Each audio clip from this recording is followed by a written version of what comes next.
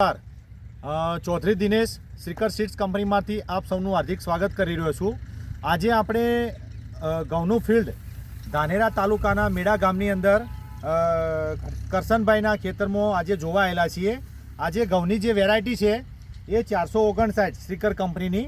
તો જ્યાં વર્ષે અને આ વર્ષે અમે મેળવ્યું તો એના રિઝલ્ટ બહુ સારા છે. તમે આ જો ફિલ્ડ જોઈ શકો છો.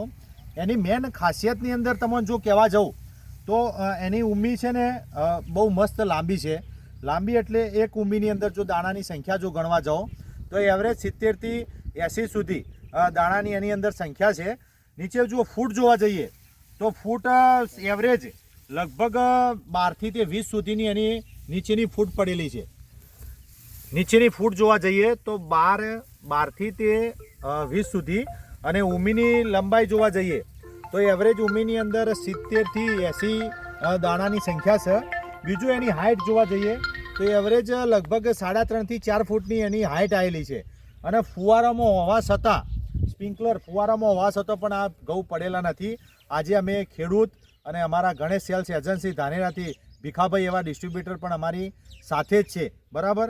તો આવનારા વર્ષમાં કરશનકાકા ખેડૂતોનું વાવેતર કરી શકાય ઘઉંનું? કરી શકાય. કેવા લાગ્યા તમને ઘઉં? બહુ સરસ લાગ્યા એકદમ. બહુ સરસ છે ને ઘઉં? હા સરસ. ઓકે, આભાર.